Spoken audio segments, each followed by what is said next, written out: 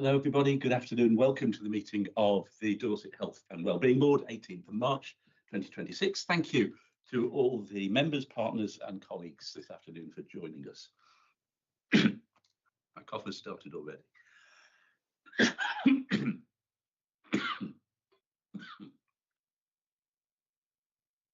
The purpose of this board is changing over the next few months, but the overarching purpose is that professionals, system leaders and community representatives are able to work collectively on health and wellbeing priorities in our population.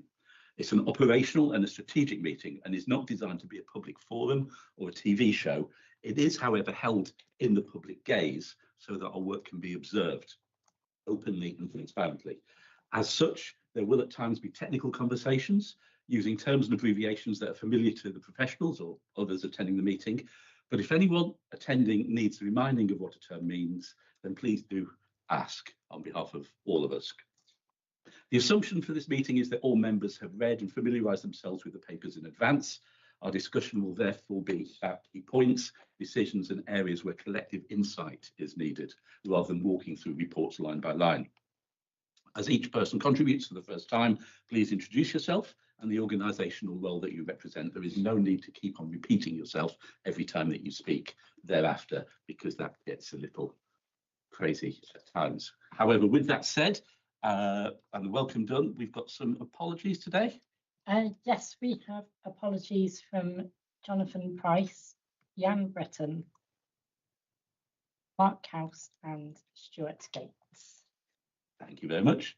And the minutes of the meeting that were held on the 11th of February 2026 have been circulated. I've not heard anything negative said about them.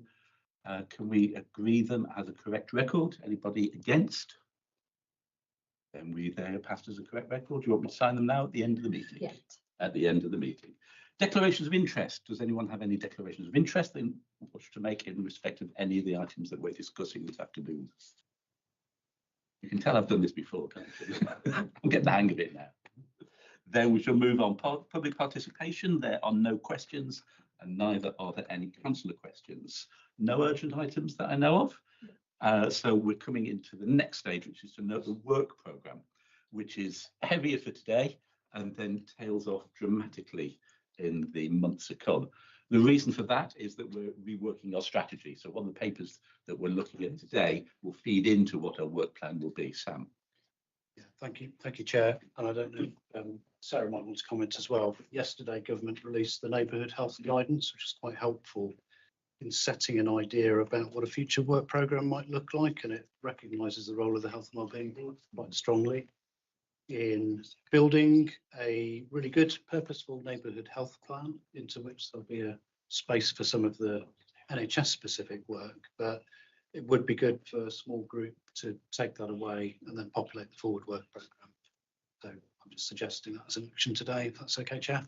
Absolutely. I think, as we'll come on to discuss perhaps some of the JSNA, the role of the Health and Wellbeing Board is changing, but it's somewhat dependent upon the roles of other bodies are going to be before we actually know what that is. And so this is going to be a time for collaboration and negotiation.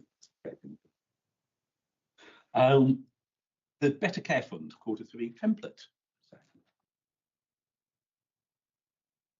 is online. Yeah. Hello. Yeah. Good afternoon. I've got a short summary just to present the report that you have in your report pack today. So my name's Sarah Sewell. I'm Head of Service for Commissioning for Older People at Dorset Council.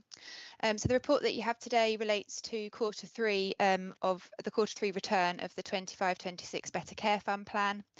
And I'm seeking your retrospective endorsement, please, following the email that we circulated to the Health and Wellbeing Board of the template, which you'll find at Appendix A of your report pack. Apologies, there is a typing error at 2.1 of the report. I've referred to Q2 rather than Q3, so I will correct that. I'll link in with George after the meeting just to do that. But just to briefly summarise the headlines in the report, you will have seen the template, a similar template before. It's following on from the Q1 and Q2 report that I would have brought to you previously. Dorset's performance against the BCF metrics are mixed. We're on target for 2 out of 3 of the goals, with hospital discharge delays not on track at the end of Q3.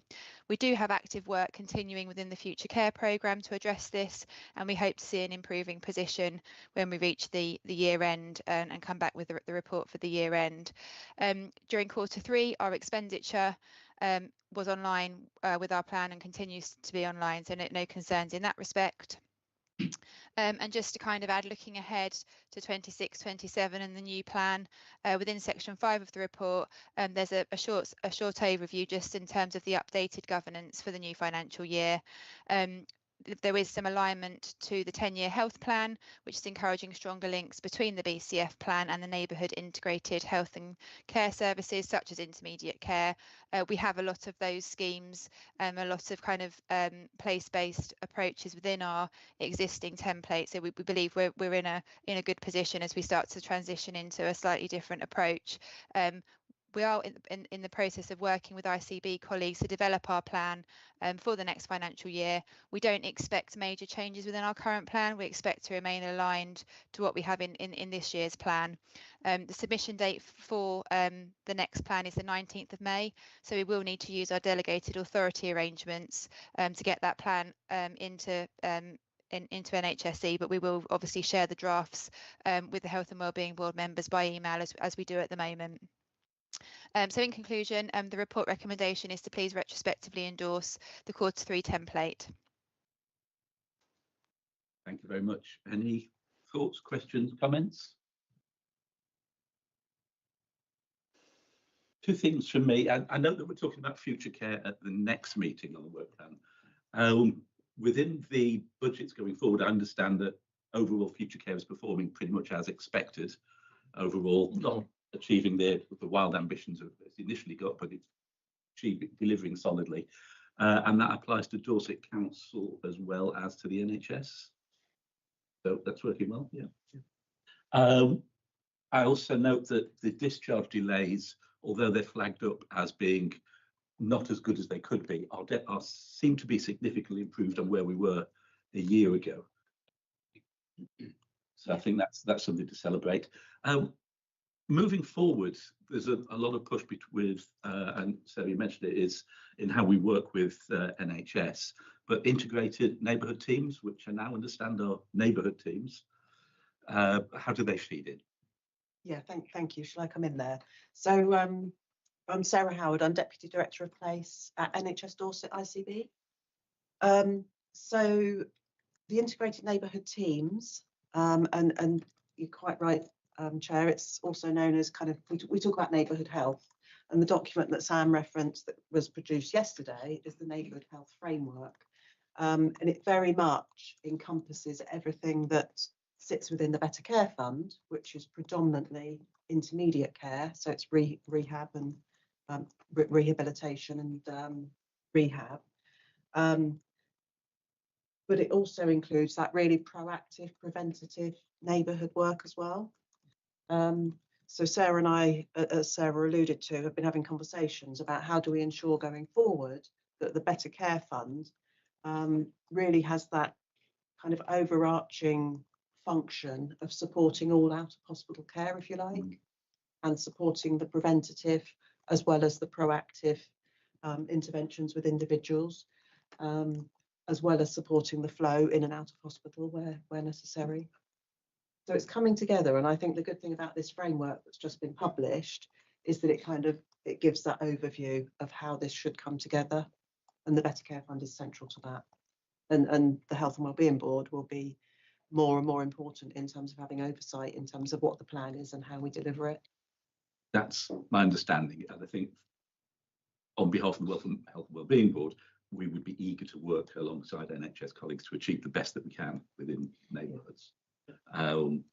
These are interesting times, and as we saw during COVID, it's at these challenging times that we forge the best partnerships.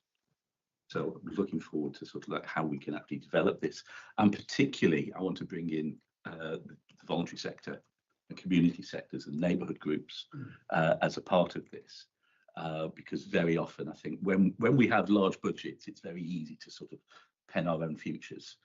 It's when things get tight that we start asking for help. And I think we need help from the voluntary sector moving forward, and we need to be able to support our voluntary sector to be able to give, so they can give us help.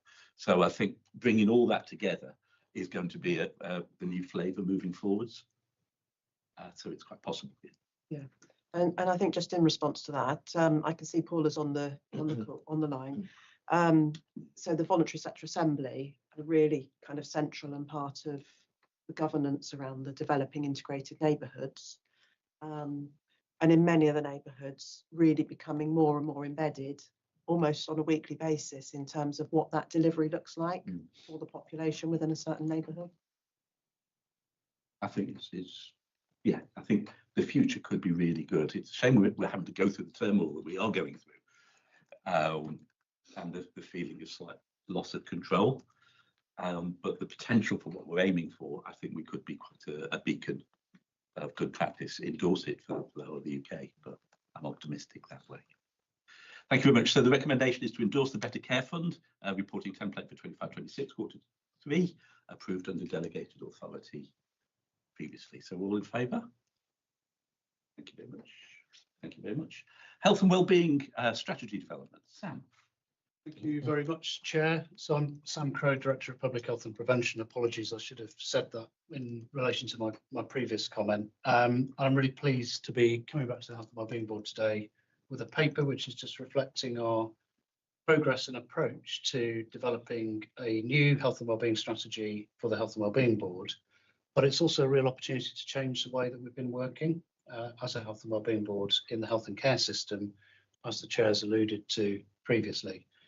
If it's okay, I'm just going to make a few comments to kind of set up the concept, and then I might invite Sarah to comment on some of the progress that we're making with the external stakeholder groups and the steering group. The ICB changes, which have been announced today, so today's the first day that the new executive of the ICB cluster goes live, means that some of the spaces where the system work has happened previously are starting to change going forwards.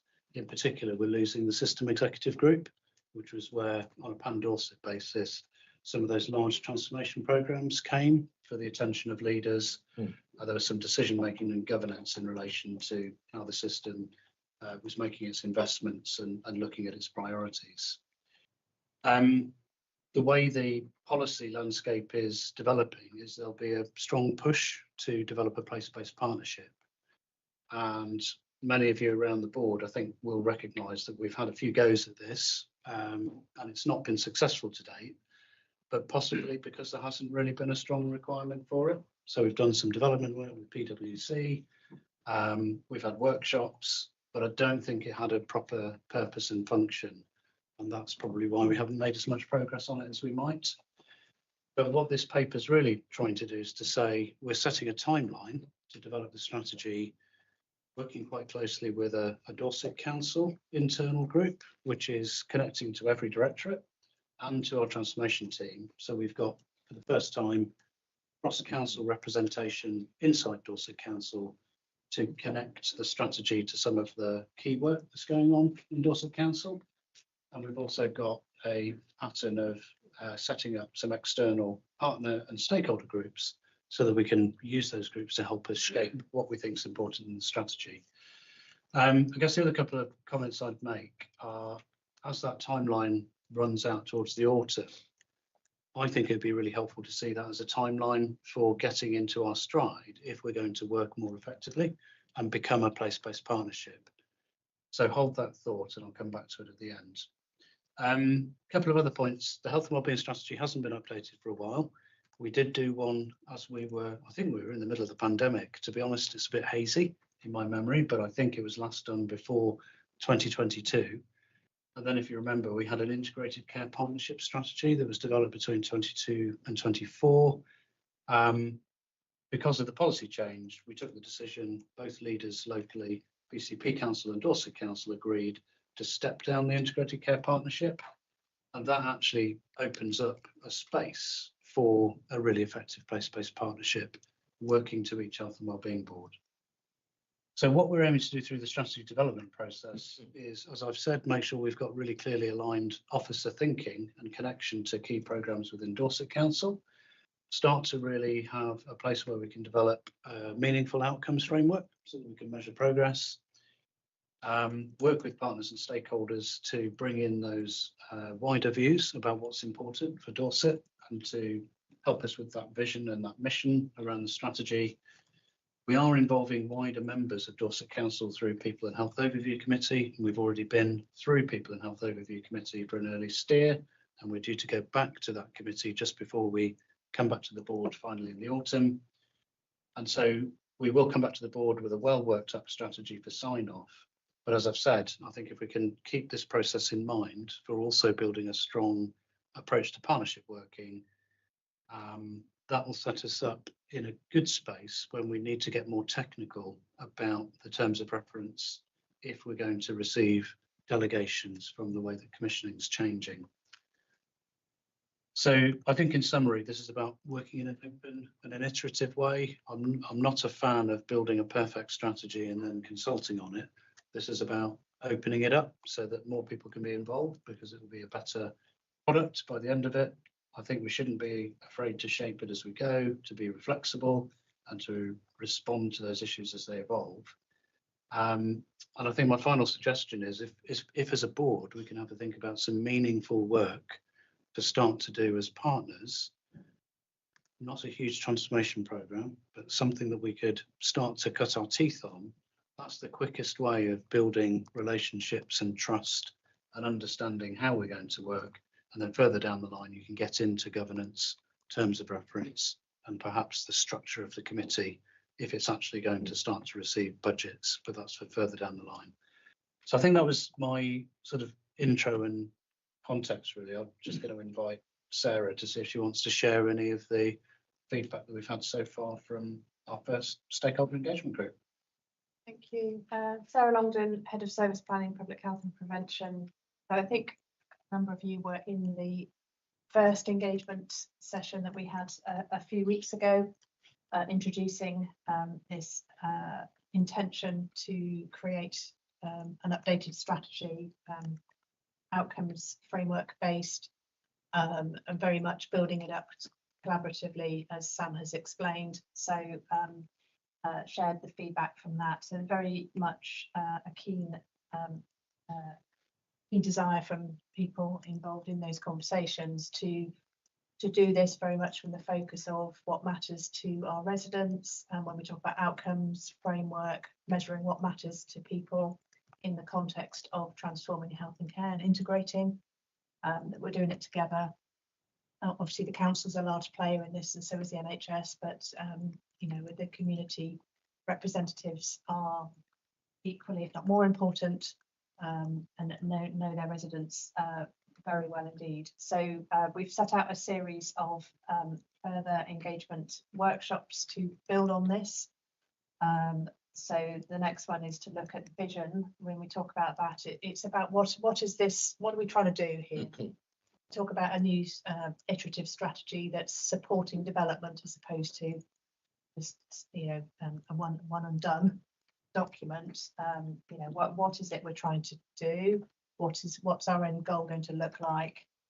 And then the next one will be about you know, what is the work that we need to focus on? We can't oversee everything.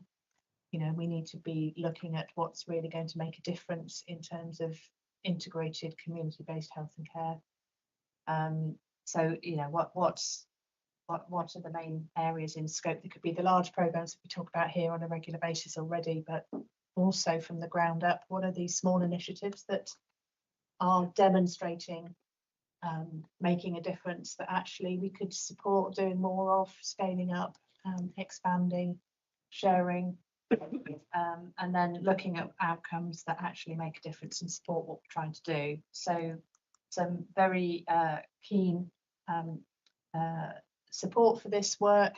So the trick is to get some draft and ideas pulled together over the next few months. Sounds like a long time, 6 months, but actually it goes quickly.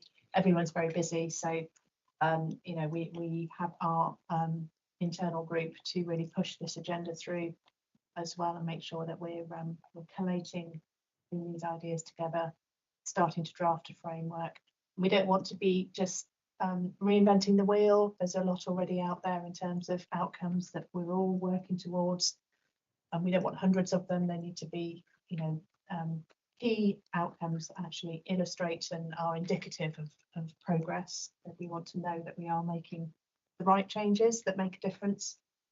So what are we already measuring that's actually useful here? What can we pull together, or do we need to rethink actually what the outcomes are, what are the targets and the measures, and how will an iterative framework-based strategy be helpful? What does it need to look like? What's it need to include, and how will we and how will the Health and Wellbeing Board really oversee that and make sure everyone's working together?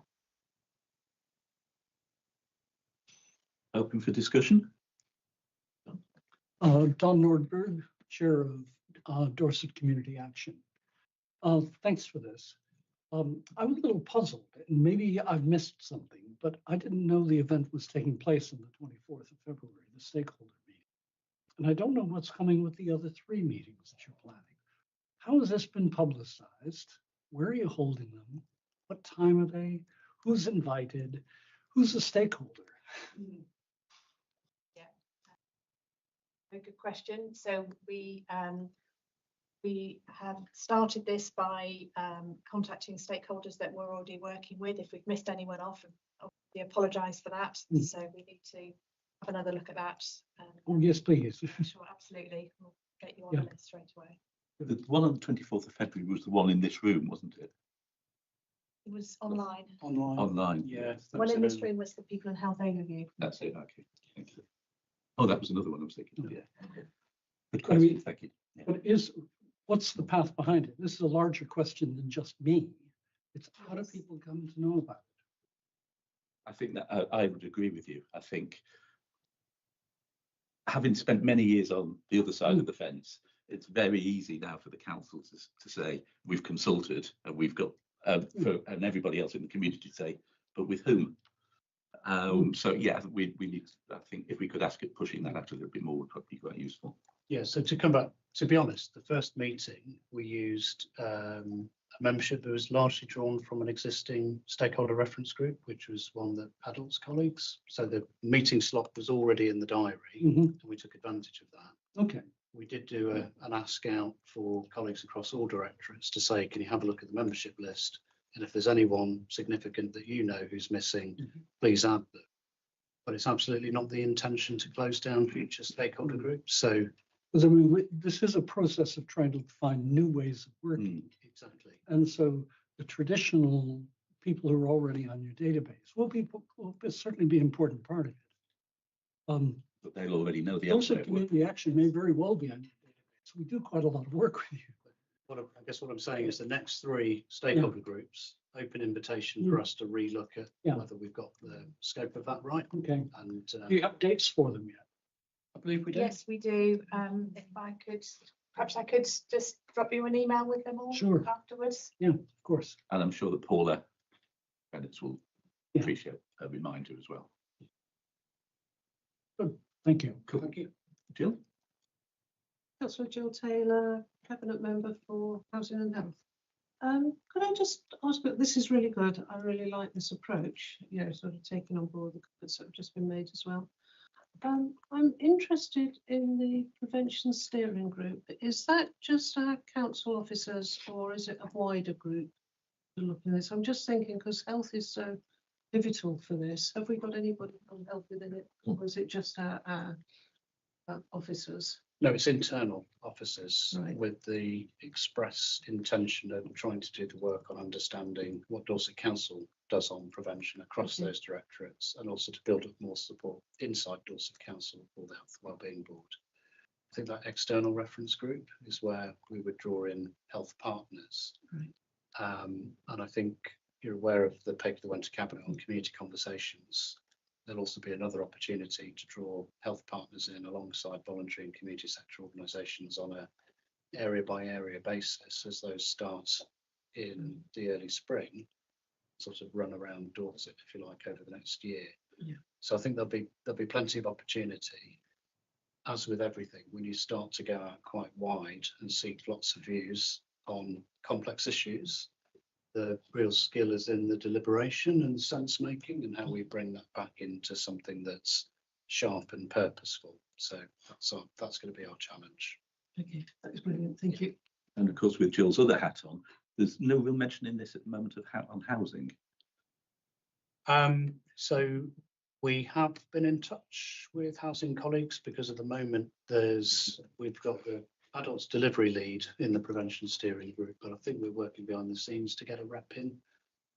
I think Ian's Ian's online, so Thank you. Ian Sim, Interim Corporate Director of Housing. Yeah, I mean, we're more than happy, absolutely imperative that we become part of the strategy development and hopefully strategy implementation. So housing's got a big part to play. So 100% behind what we're looking to do. So totally with you on that one, Chair. Thank you. I didn't see you in the corner there, but my eyes aren't good enough. A couple of other questions. The place-based partnerships panel, what will its relationship be with the Health and Wellbeing Board, and how do we avoid friction, and how do we benefit from synergies?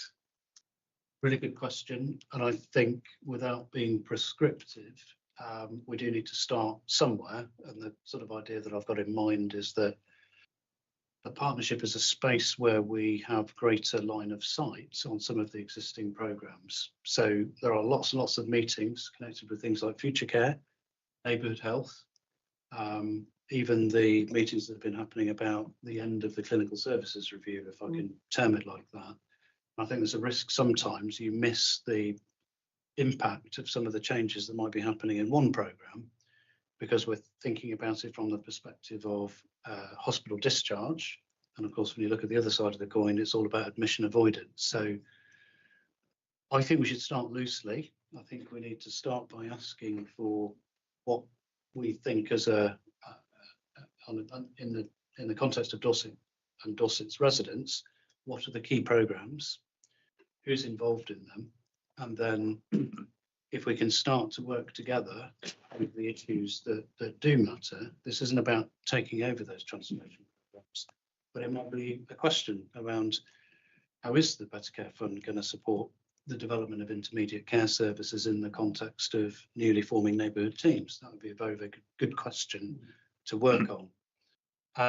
So I think we should start and see how we get on, and as we get more into it and we understand more about the requirements, I'm sure there'll be guidance coming out about the formal structure, particularly if we're going to need to take on delegated responsibility for commissioning.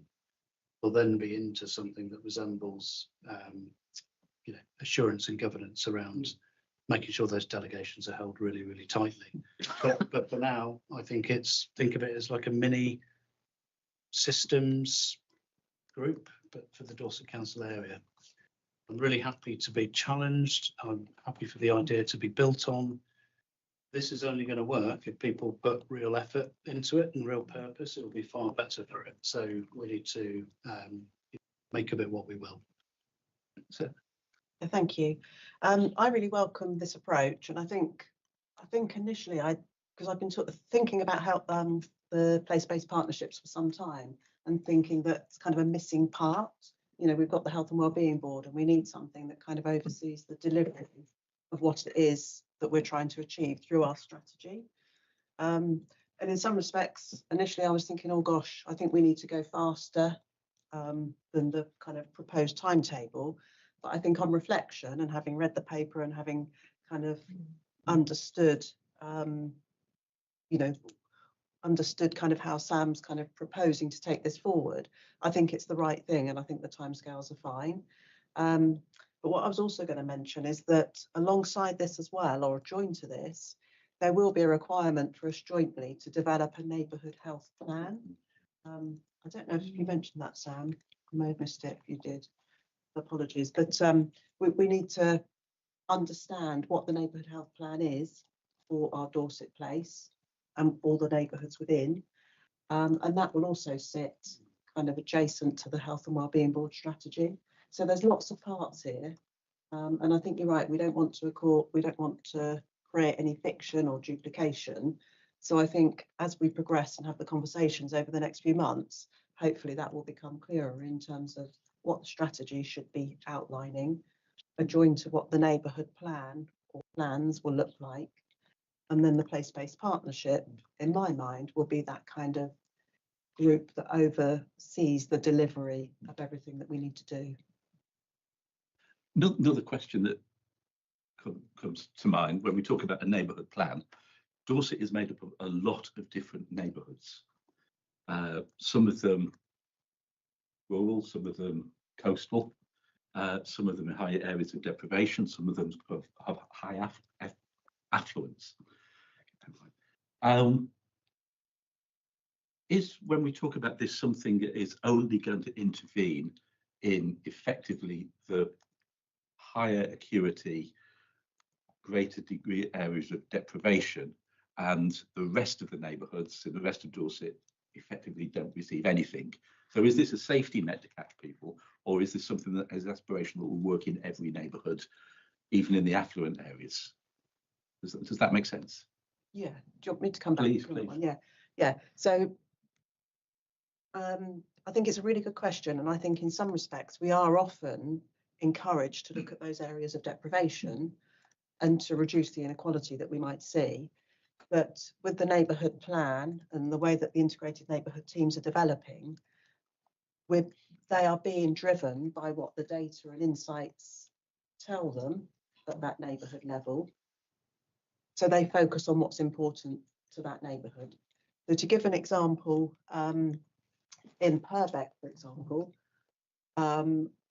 there's what the data is showing us is that there's a higher rate of childhood obesity or unhealthy weights. And therefore, that particular neighbourhood are coming together to think about, okay, what can we do with regards to that cohort of our population, of our neighbourhood? And it's not necessarily in relation to deprivation, for example. So each neighbourhood, regardless of where they are or how affluent or not they are, they will have their own identified needs. The population will have their own needs that will be addressed. Different interventions depending on the nature of the community. Yes. Rather than yes. Pan Dorset, one size fits all. A friend of mine described some areas as designer jumpers covering broken hearts, and sort of as a sort of affluence, or just having a lot of money or a lot of property didn't actually impact someone's health or loneliness or isolation. And those are the things that they were really looking for. So as long as we can find ways to work within every community, rather than just focus on, no disrespect to other areas, but you know what I mean, that every area benefits. That's good, I think that was up enough there. Really. So, Don? Yeah. It could be that what I'm looking for doesn't yet exist in this conversation, because the ICB, as you said, is only announced today. So it may be that the connective tissue isn't in place yet. But it'd be interesting to know what the flow of funds is. Oh yes. Does it start at the ICB, and then is it channeled to the Health and Wellbeing Board in future, or is it channeled directly from the ICB and to the neighbourhood teams? As far as I know, it starts at the ICB, and then after that is still being discussed. Sam? I think it's a really good question. It's also quite complicated. I think it's up to us to some extent to choose where we put our focus. So an easy way of getting going is through the Better Care Fund, which sits under the Health and Wellbeing Board. So Health and Wellbeing Board has responsibility for signing that off. Yeah. I think to some extent it's been a little bit like a putting together of local authority money and NHS money. The question is, could we do something more adventurous by starting to look at perhaps joint commissioning opportunities, or working with different providers, and use that fund more imaginatively? So that's one fund that we already have within our scope, if you like, as a board. Question about the way that ICB funds will flow, I think it's too early, isn't it? So Yeah. they are talking about a strategic commissioning model, and then over time it will become clearer what work might be done at place level, and place in this context means Dorset Council, but it's literally just day one of the staff consultation on the team that will be in the Dorset area. I think our ambition on the Dorset Council side is very much to be open to conversations about closer working, and in time, if that builds towards joint commissioning and we can get closer to populations in terms of how we make decisions about services, that would be a good thing in my view. Okay, and is the wider ICB territory going to be doing the same thing for each of the places, or is that itself in flux? Shall I? Mhm. Yeah. I think, as Sam said, the overarching, the way the ICB will work going forward, and you know, as you've heard, the consultation in terms of what that structure looks like has just gone live today. But essentially, there will be one central commissioning function that covers all three current ICB footprints. So it's going to be a new organisation, huge organisation, but each place will have its own dedicated team. So the Dorset place will have a dedicated team of individuals who are responsible for the strategic commissioning within that place.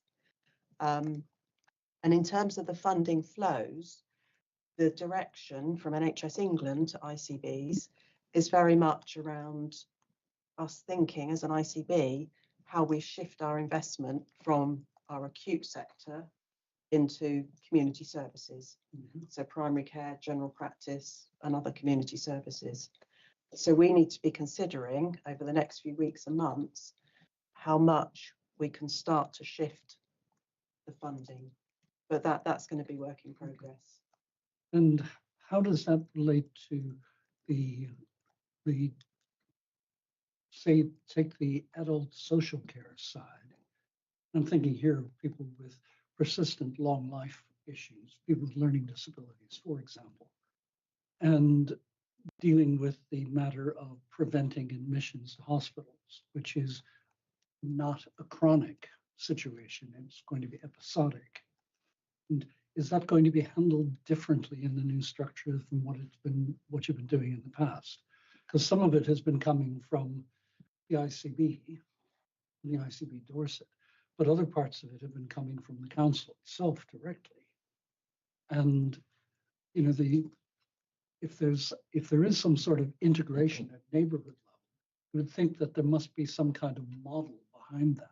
Maybe it hasn't been settled yet, but I'd be interested to know how you're dealing with that difference between acute situations and chronic situations. I think Or thinking to.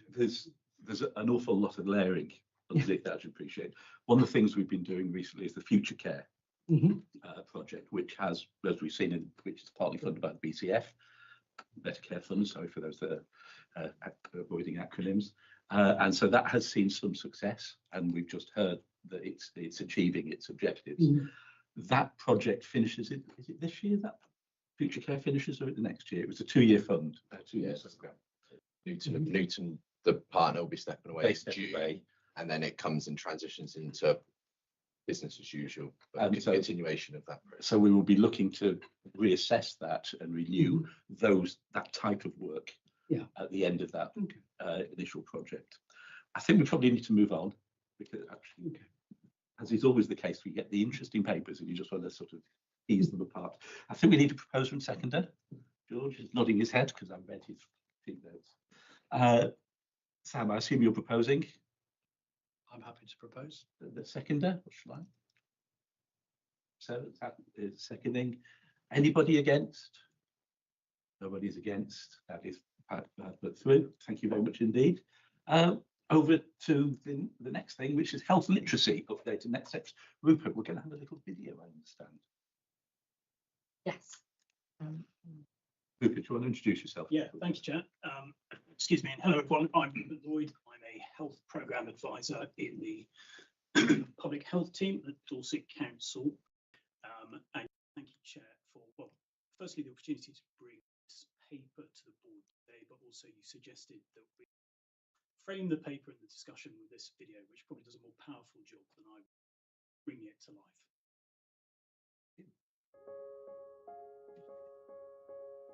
Acute. Close to, I guess. I don't know. Ready to respond whenever necessary. A minor injury, something not too serious. Well, I would think something to do with in the national health.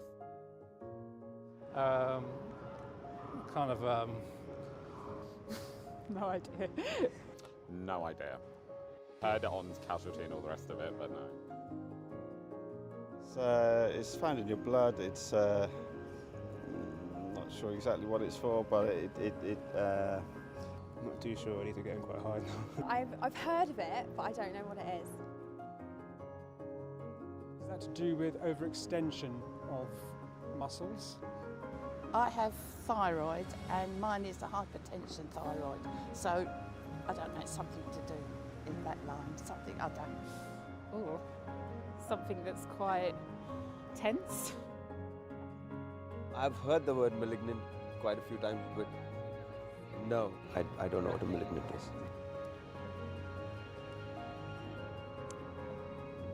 No.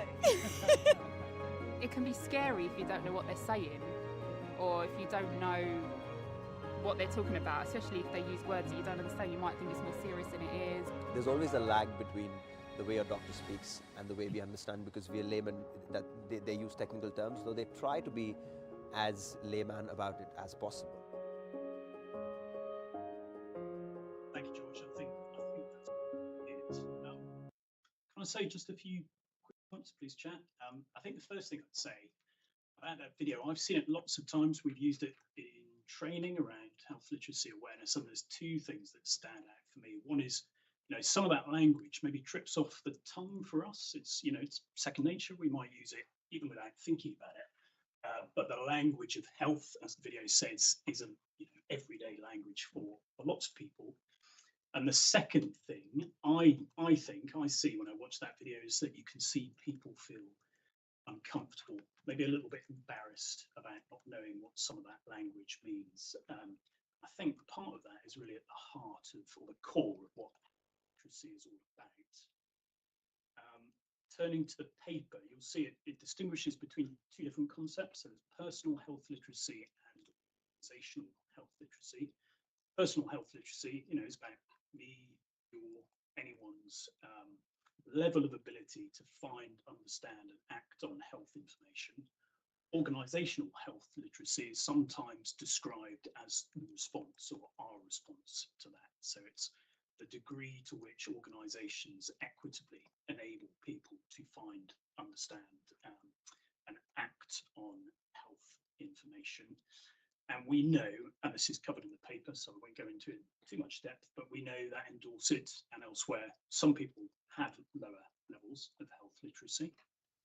So they might find it difficult or challenging, for example, to understand letters or leaflets about their health and care, or perhaps what the professional standing in front of them is trying to communicate to them. And I think that matters because I think it matters. It does matter because if people can't understand the information that they are receiving or being given about health and care, how can we, as a system, expect them to act on that? And I know, health literacy, or organizational health literacy, it sounds perhaps a little bit abstract. There's an irony here, maybe, that it's a bit jargon in itself as a label, but there is something very simple there. Not necessarily simple to do, but simple in terms of what it's all about, which is ensuring that people are able to understand health information that they're given. So that could mean, for example, making sure that written information is pitched at an appropriate reading age, perhaps creating a space or an environment where people feel able or empowered to ask questions about information they're receiving, check for understanding.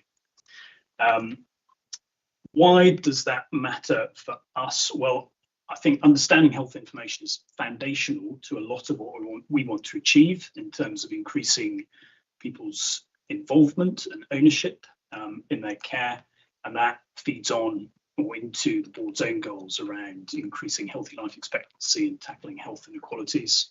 To give you an example of that, if we think about missed appointments, if I miss my appointment, for example, that's going to impact on me because I don't receive the care that I need, but there's a knock-on impact for organisations. But if I've got a letter which perhaps I don't understand, why the appointment is important, perhaps where I need to be, how I communicate with the organisation that sent me that letter, is it really a surprise that perhaps a proportion of people miss their appointments? The paper describes some of the work we've done in Dorset. I won't rehash that because I know members will have read it. What I would emphasise is that there is the approach that we've taken so far has been bottom up. We've gone where the energy and interest is, and there are people out there across Dorset, very possibly in your own organisation, who've contributed to this work and are committed and passionate to the idea of tackling health literacy. Turning to the future, as I said, we've largely been bottom up in our approach so far. I think we're now at the point where we're thinking about how do we scale this, and we're looking for a home, or perhaps developing a home for it within organisations and the wider system. So if you look at the recommendations, we've got two asks or requests, I suppose, of the board. One is to ask for your support for this work, for increasing organisational health literacy as an enabler of wider system priorities. And then second is for the board's support for a workshop that we're holding next week, which is going to focus on co-designing a proposal for increasing organisational health literacy across Dorset. So trying to map out a path to increasing scale. I think I'll stop there, Chair, if that's okay. Fascinating. Thank you. It takes you back to, as I say, watching Casualty and all those words that you don't know what to do. There's what immediately strikes me is I understand why we're doing it, but are we doing it alone, or are we doing it in partnership with, again, NHS, but GPs, public health, and the voluntary sector? Because I think, as we saw right at the start of the video, acute means different things in different environments. Yeah. And unless we're saying the same contextual words, then we're missing out a big trick. So there needs to be somewhere a big glossary, doesn't there? I guess that we can sort of like all work from in the same way. I'll say a couple of things on that. Please. Yep. I think it's a really good point. I think up to this point, it has largely been the two public health teams working on this, or at least leading it. But others have been involved and are involved. So if you look at some of the organisations that have taken part in our training, for example, that includes the NHS within the councils, and the voluntary and community sector have been, I'd say, thinking about organisations like Community Action Network, for example, some of the organisations that have really got their teeth stuck into this and seen the value and run with it, and thinking about how we can respond to that. The workshop and the plan for next week, representation or participants come from across the NHS councils and the voluntary community and sector. So it is about bringing people together. So this isn't just a thing that public health, for example, are trying to drive from outside organisations. And Paula. I was just going to add to that, Rupert, and say that it was very closely linked to the Trusted Voices project that was running in partnership with Dorset Community Action and Community Action Network. And they were working very closely with those seldom heard voices and people that are underrepresented when we look at system approaches. So a lot of the early work that went on with this was working really closely in partnership with people with lived experience of not having necessarily had the best experience around communications and also within the voluntary sector. I should have introduced myself. I'm Paula Bennett, and I'm the Programme Director for Dorset Voluntary Community Sector Assembly. Jill? Jill Taylor, Cabinet Member for Housing and Health. Can I make an observation? And this isn't at all a criticism, so please don't take it as such. And I think it's a problem that we've got right the way across the council. I saw the title of this paper a few days ago when I was reading it, and I had to sit there for a while and work out what health literacy was. And it's the same, you know, if you read through the paper, unless you've actually got a reasonable IQ, you're really struggling on this. These are public papers. They're out in the public domain, and anybody reading them is going to really, really struggle. As I say, I think it's a brilliant initiative, but I think we need to start almost at the beginning. And I say that as somebody, because I can say it with my housing hat on, because nobody understands what affordable housing is. You know, so we don't let our words right when we talk into the public. So it's just a request to be slightly more careful on how we describe things. We're talking about actually quite a huge potential range of themes and topics. Can I assume that we're going to focus on specific things, sort of one at a time, like blood pressure stuff, or I don't know, not falling downstairs, or those sorts of things, or rather than go for the whole panoply of the dictionary in one go?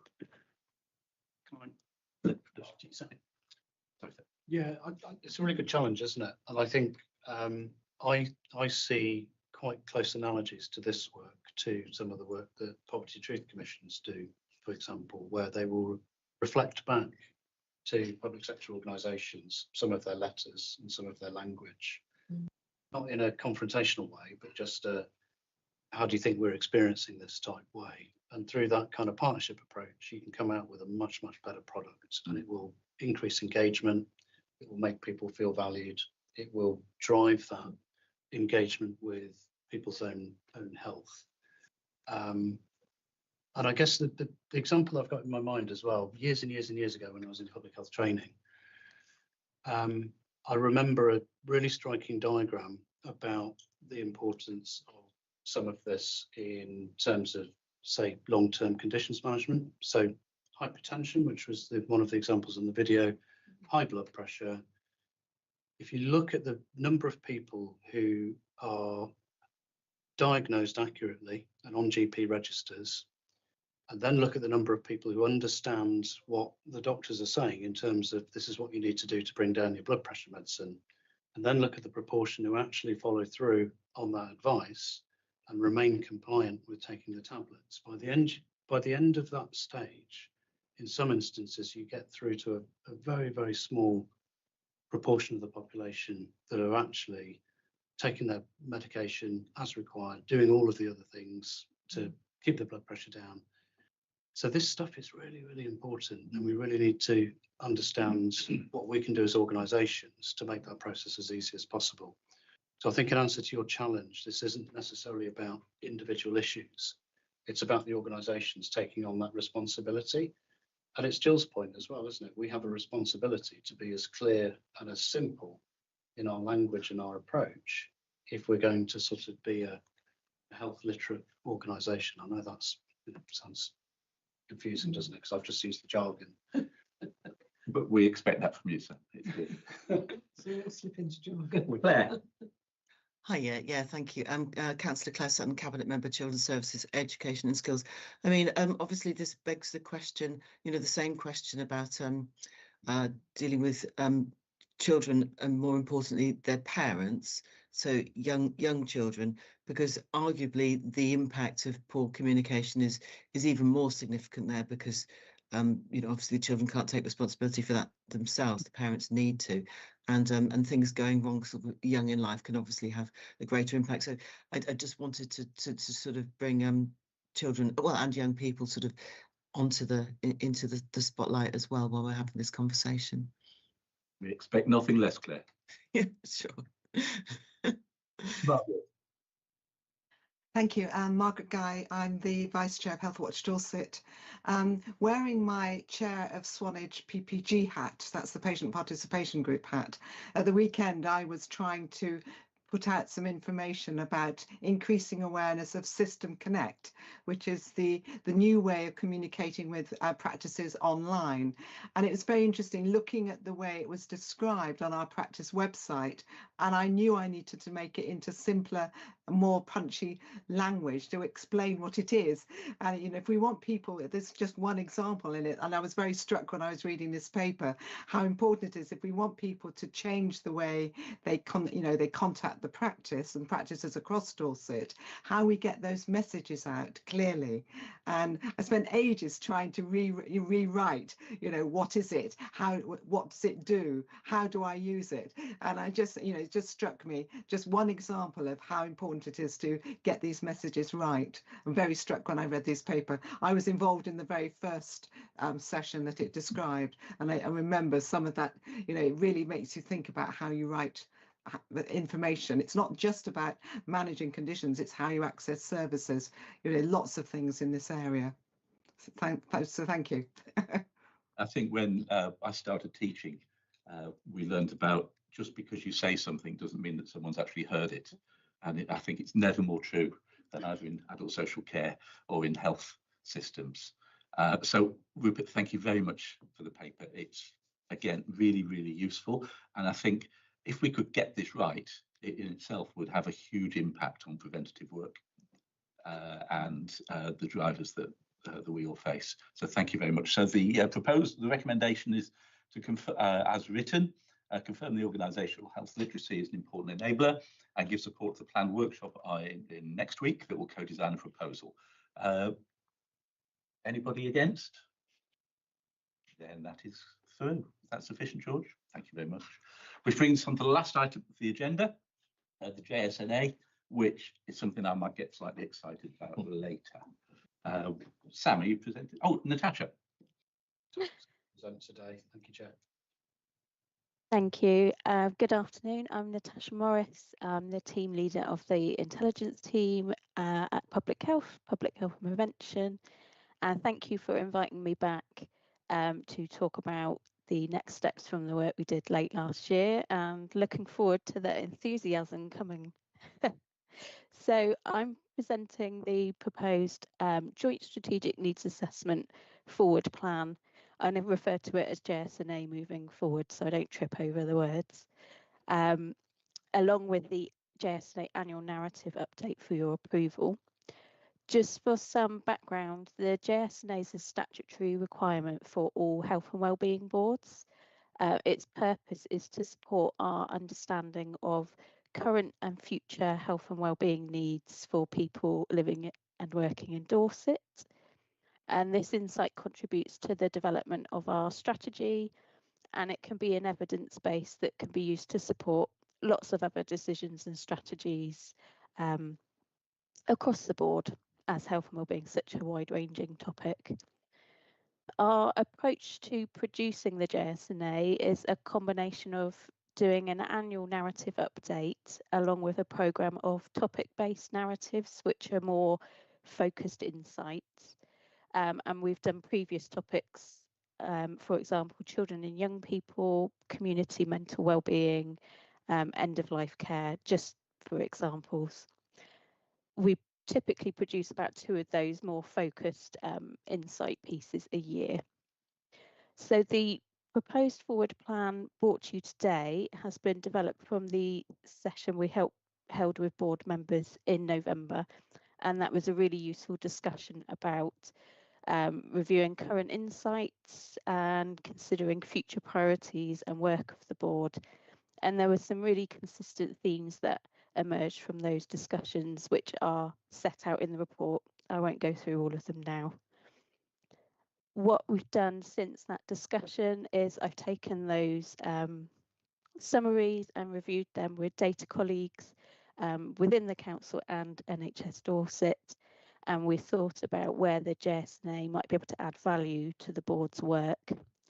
Hopefully the forward plan that's been set up gives enough structure to the work going forward, but also allowing us the flexibility to be iterative and respond to, as we've already alluded to in the meeting, or the developing landscape around us, or also any new national policy or local priorities that might come up.